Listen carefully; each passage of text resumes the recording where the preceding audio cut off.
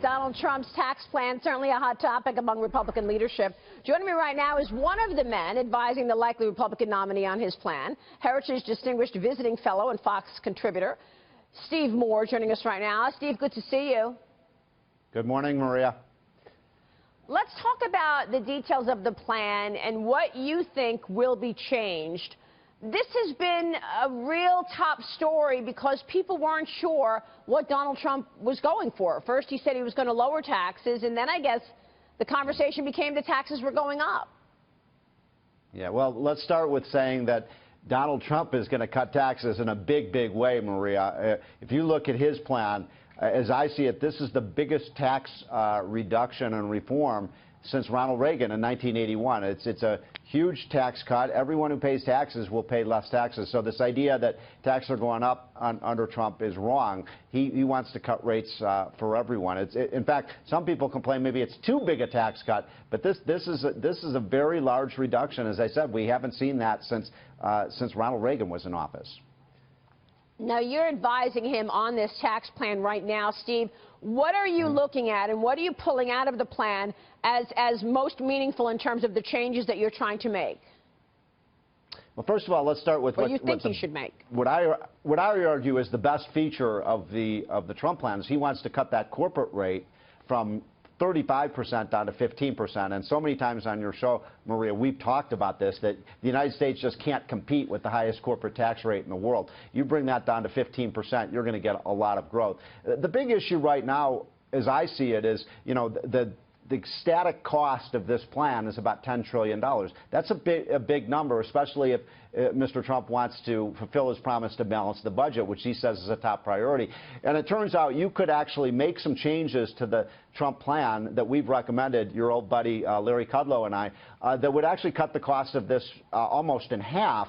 And by the way, you'd still get the economic punch from the plan. And so the Trump people are looking that over now. I don't know if they're going to accept some of the tweaks that we've made, but that's what they would do, is they would just make some changes and some adjustments that are not major changes, but actually save a lot of money. Yeah, I mean, I think that the corporate tax rate coming back down to 15% is going to be huge for markets. Once investors figure out that you're going to see that number come way down, that's got to be a catalyst for the stock market. Yeah, and add to that, by the way, the other feature that people are overlooking a little bit in the Trump plan is that he would take the capital gains and dividend tax back down to 20%. As you know, Obama's raised it from 15 to 24%. Incidentally, I have to make this point. You know, Hillary has talked in her plan about raising the capital gains tax. So she would take the capital gains tax from 24% up to as high as 45%. Trump is talking about, you know, reducing it. So the difference between a 45% capital gains and dividend tax and a 20% capital gains tax is huge in terms of investment. It means you get the, you know, your tax penalty is only half of what it would be under Hillary. But Steve, I mean, everybody likes lower taxes, but how do you pay for this? You know, that's one issue that keeps coming up with the Tax Foundation. How is he going to pay for these lower taxes? Where does the revenue come from? Well, that's a great question, and I'm an old tax reformer. You know this, Maria. What you do is you broaden the base, get rid of loopholes, and then you can cut the rates. Reagan did this in 1986, and a few of the little changes we're talking about is maybe limiting some of those deductions, especially for the high-income people. If you're going to lower their rate, it's fair to take away some of those deductions, especially the unnecessary ones. And if you do that, you can do a plan like this, have not a huge cost to the Treasury. And one other point that we found in our research on this when Larry and I worked on it, you know, every percentage point increase in growth. So if we can take this economy just from 2% to 3% growth, which is not a high hurdle, that adds $3 trillion of additional revenue and reduced costs to the Treasury. So growth is the key here, Maria. You get that growth rate back to 3 to 4%, you're going to get a lot of new revenue. Yeah, for sure. Yeah, we've got to get back to a growth story in this country. I mean, we haven't seen that kind of growth in a long time. What about the idea that is it half of taxpayers will not pay any tax? Or half of the population will not pay any tax? Right.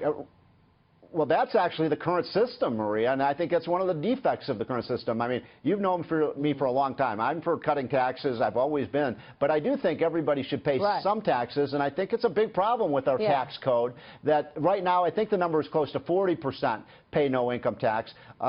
You know, all these plans, you know, would take more people off the income tax rolls, and I'm not so sure that's a good idea. It's not good public policy. I think if you're going to vote and you're going to have an impact on how we spend our tax dollars, everybody should have a little, you know, put a little something into the system, even if it's a little amount.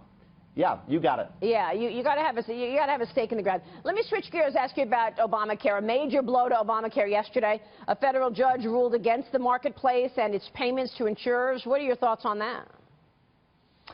I think Obamacare is coming unraveling. I mean, every single day, Maria, we just see more bad news about Obamacare, whether it's insurers dropping out or whether it's higher costs to the consumer. I don't know about you, Maria. I haven't saved $2,500 on my health insurance. My premiums are going up. It is a big problem. And in fact, I was at a talk, let's see, earlier this week with one of the major Clinton advisors on the economy, and this gentleman said, you know, Hillary is going to double down on Obamacare. She wants to go full speed ahead with it. That's going to be another big clash. I think health care and taxes are where you see the biggest division right now between where the Republicans are and the Democrats are.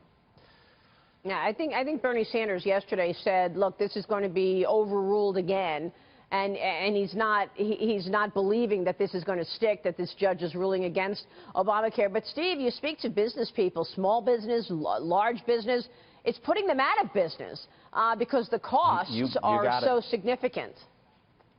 Well, there's another element to this that a lot of people overlook.